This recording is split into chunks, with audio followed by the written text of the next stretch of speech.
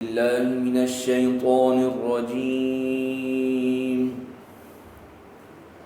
بسم الله الرحمن الرحيم.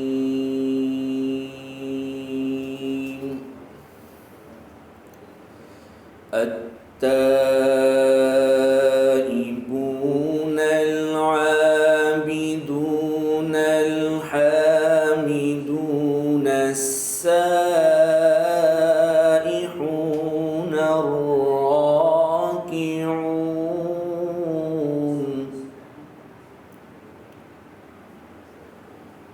الساجدون الآمرون بالمعروف والناهون عن المنكر والحافظون لحدود الله. الساجدون الآمرون بالمعروف والناهون عن المنكر والحافظون لحدود الله.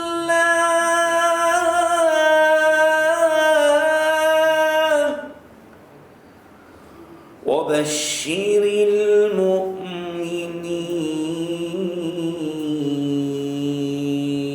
صدق الله العظيم. آغاز ہے مالک کل جہاں کے نام سے اور سلامتی ہو ذوات مقدسہ پر. معراج ادب ختمی مرتبت حضور پرنور حضرت محمد مصطفیٰ صلی اللہ علیہ وآلہ وسلم کی بارگاہ میں درود و سلام. آپ کی آل پاک اور محفوظ خانوادے کے لیے بھی یہی درود ہمارے لیے باعث برکت ہے. میں صحابہ کرام رضوان اللہ علیہم اجمعین کی بارگاہ میں زانو ادب طے کرتا ہوں کہ آپ مثل ستارہ ہیں. آپ ایک کی ضیاء سے ہم فلاح پا سکتے ہیں. میں تمام قریش پر صاحبان مزار اور صاحبان روضہ کی حیثیت سے سعادت کے شجرے کے عنوان سے یا کسی طریقت کے عنوان سے جو بھی ولی کامل موجود ہیں اور فیض عام جاری کیے ہوئے ہیں ان سب کی بارگاہ میں سلام پیش کرتا ہوں. آغاز سحر کا عنوان میں آپ کا میزبان آغا شیرازی. ایک اور پڑاؤ.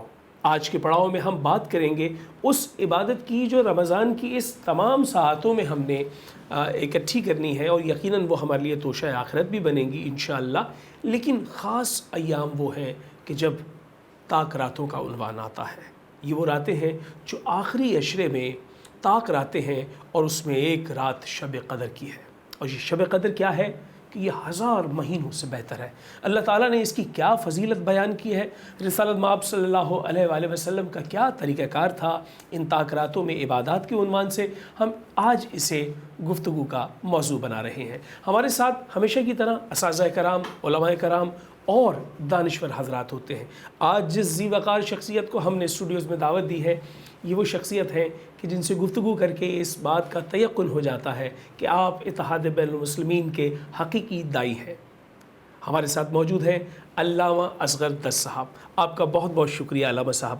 علامہ صاحب ایک ایسے والد گرامی کا عنوان رکھتے ہیں کہ جن کے والد کے ہم بھی بہت بڑے مداح اور محبت کرنے والے. علامہ ظہور الحسن دست کسی تعارف کے محتاج نہیں. پاکستان کے قیام کے بعد سب سے پہلی باجماعت نماز جو عید الفطر کی ہوئی 14 اگست کے بعد 17 اگست کو، اس کی امامت آپ کے والد گرامی جناب علامہ ظہور الحسن دست نے کی، جس میں قائد اعظم محمد علی جناح کے ساتھ ساتھ تمام اکابرین پاکستان نے ان کی اقتداء میں نماز پڑھی. آپ کے ہمراہ موجود ہیں اسد ایوب. اسد ایوب پچھلے 5-7 برسوں میں نعت کے افق پر چمکنے والا وہ ستارہ ہے کہ جن کو یقینی طور پر اساتذہ کی جانب سے بہت داد مل رہی ہے. ماشاءاللہ اسد ایوب آپ کا بھی بہت شکریہ.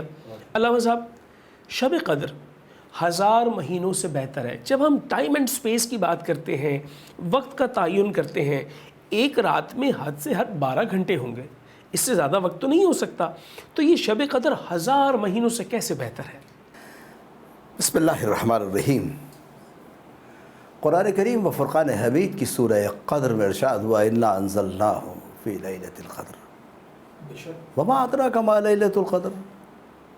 لیلۃ القدر خیر من الف شہر، 1000 مہینوں کے برابر نہیں، 1000 مہینوں سے بہتر ہے۔ اللہ، اور یہ جو ادرکا ہے اس سے واضح ہو گیا کہ ہمیں ادراک نہیں ہے۔ اللہ، اور اس کے بعد دیکھنا یہ ہے کہ اس شب قدر کے لیے قرآن کریم و فرقان حمید میں اس سورت میں یہ نازل کرنا شان نزول کیا ہے؟ اللہ، بلا شبہ شان نزول کو دیکھا جائے، شان نزول یہ ہے جو عبداللہ ابن عباس حبر الامہ رضی اللہ تعالی عنہما ارشاد فرماتے ہیں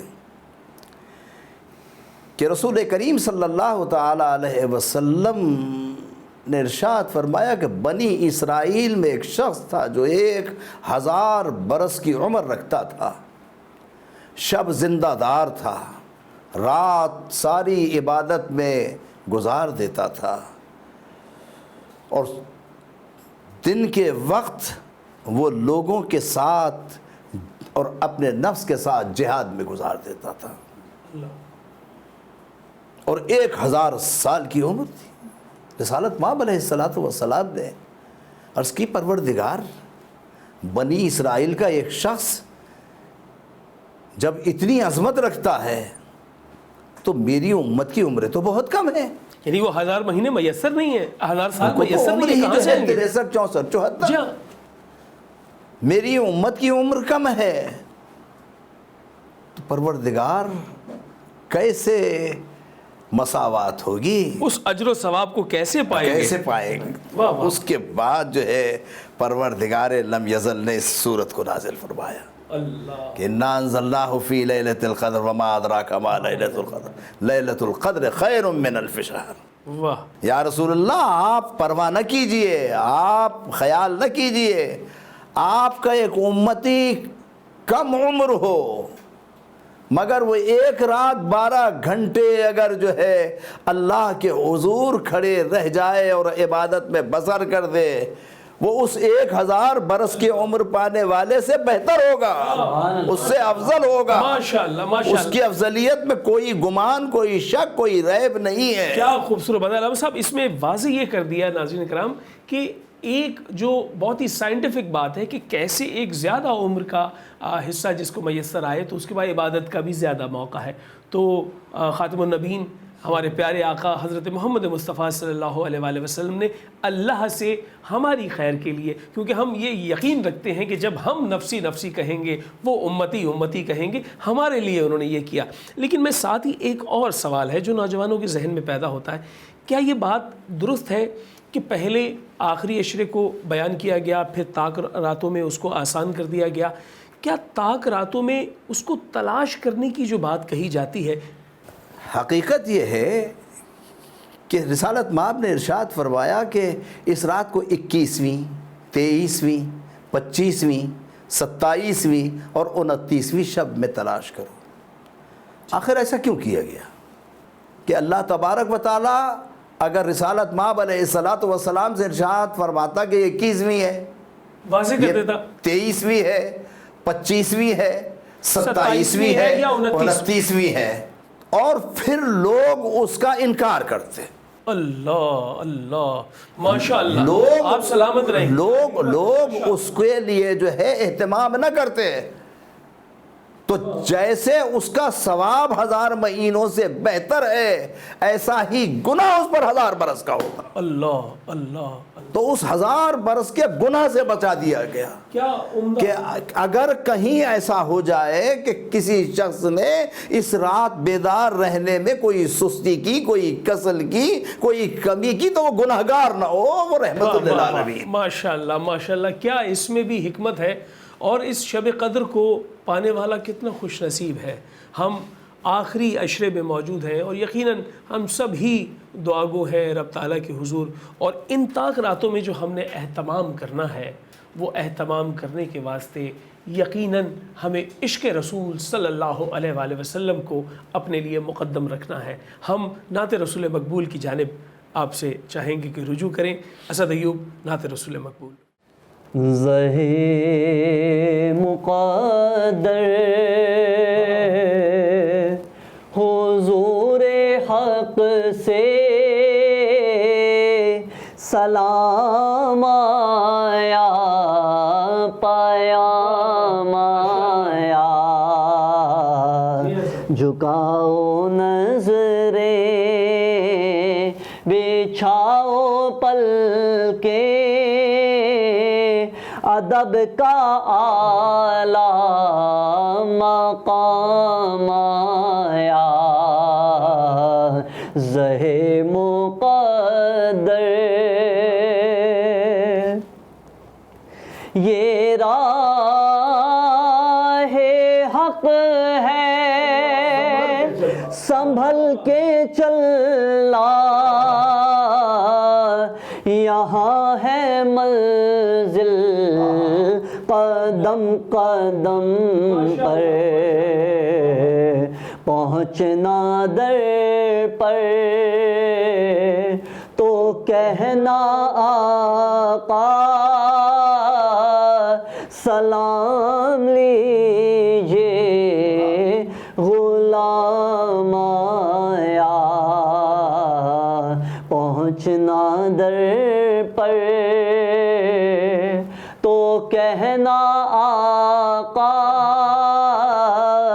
سلام لیجئے، غلام آیا، زہ مقدر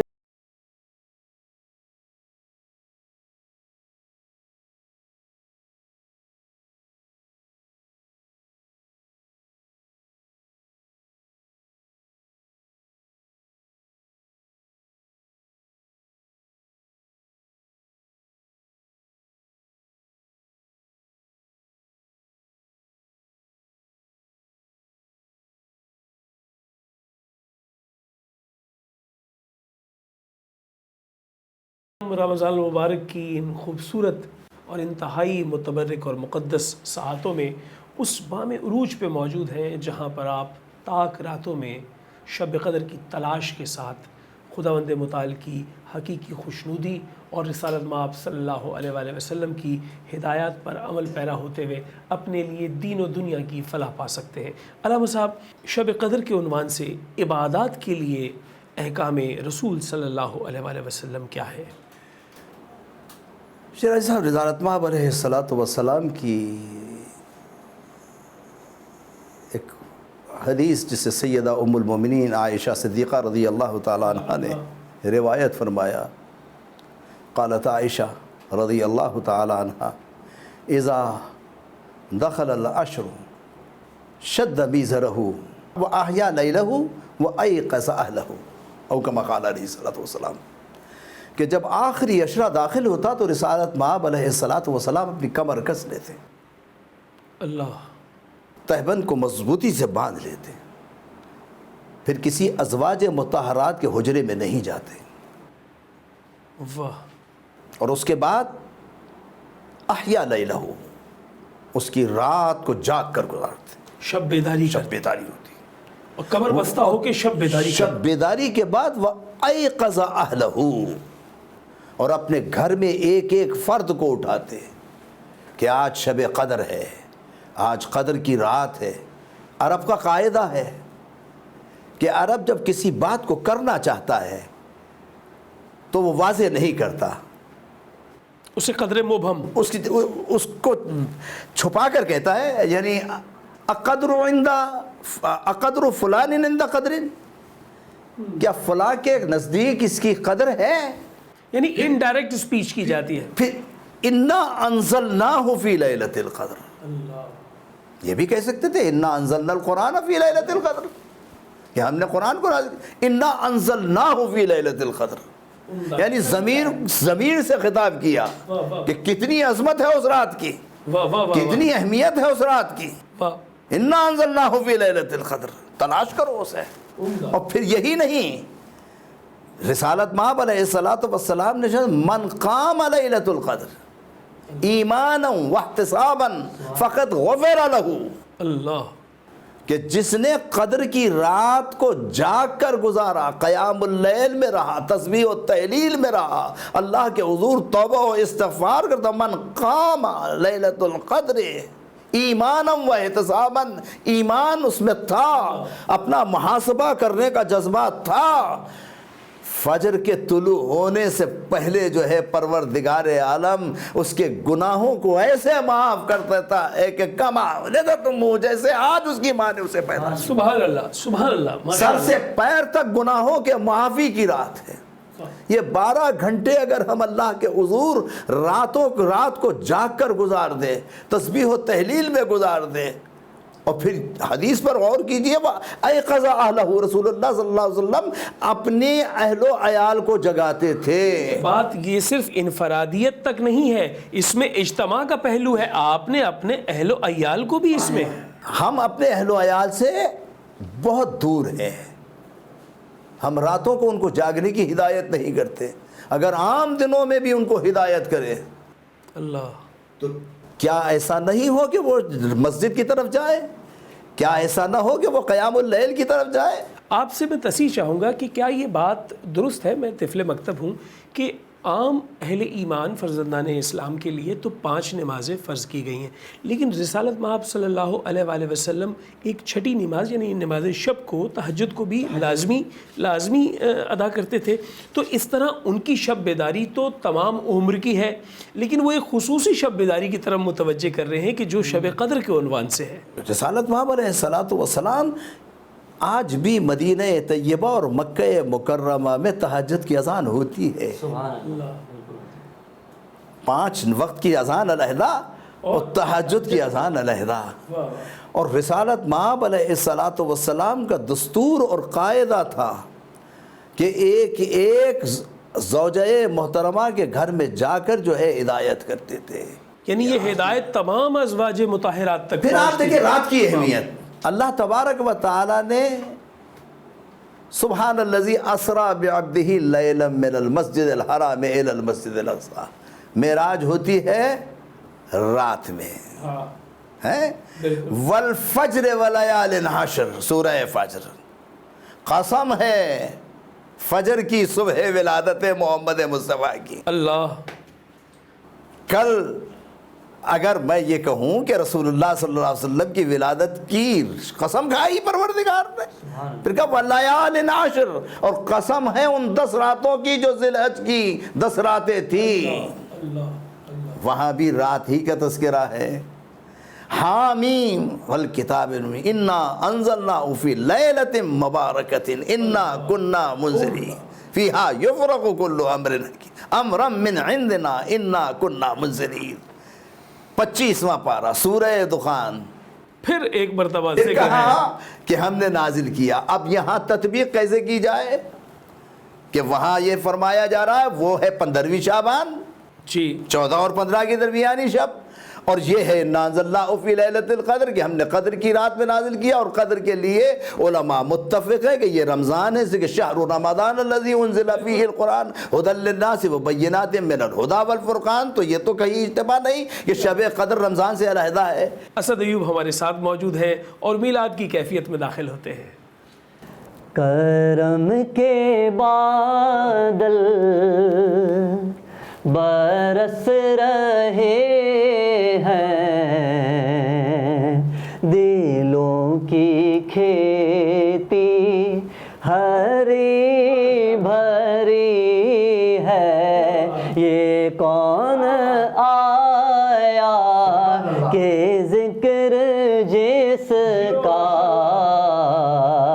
نگر نگر ہے، گلی گلی ہے، دیے دلوں کے جلائے رکھنا،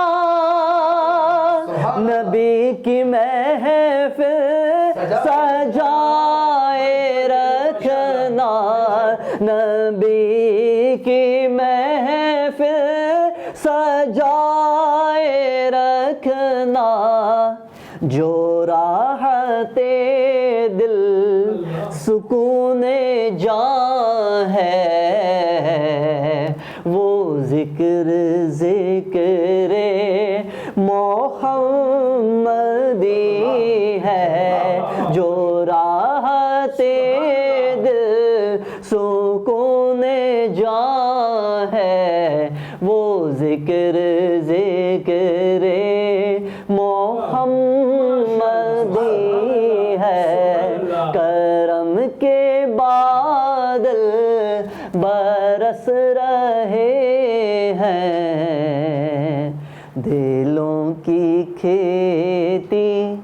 ہری بھری ہے۔ ماشاءاللہ، سلامت جزاک رہی۔ اللہ، بہت شکریہ۔ علامہ صاحب، یہ شب قدر کی برکات و فیوز کو سمیٹتے ہوئے یقیناً ناظرین کرام بھی ان تمام ہمارے اکابرین کو یاد رکھیں گے کہ یہ وہی تاک شب کا حوالہ ہے جہاں وطن عزیز انعام کے طور پر، ایک اللہ کے فضل کے طور پر ہمیں عطا ہوا۔ علامہ صاحب، آپ کی تشریف آوری کا بہت شکریہ، اور آپ نے پاکستان اور پاکستان میں رہنے والے اہل ایمان کو جس طرح پاکستان کے وجود میں آنے اور اس شب قدر کی فضیلت کو بیان کیا ہے وہ انتہائی اہم ہے۔ میں چاہوں گا اسد ایوب اس موقع پر آپ کی جانب سے 2 اشعار ہو جائیں، لیکن یہ 2 اشعار یقینی طور پر پاکستان سے محبت کی علامت ہو، کیونکہ ہم رمضان کے اس حصے میں موجود ہیں جہاں واقعتاً پاکستان کی جو اسلامی تاریخ کے حساب سے وجود میں آنے کی تاریخ ہے، یہ وہ تاریخ ہے۔ میرے وطن یہ عقیدتیں اور پیار تجھ پہ نثار کر دوں، میرے وطن، میرے وطن، میرے وطن یہ عقیدتیں اور پیار تجھ پہ نثار کر دوں، محبتوں کے یہ سلسلے بے شمار تجھ پہ نثار کر دوں، میرے وطن، میرے وطن۔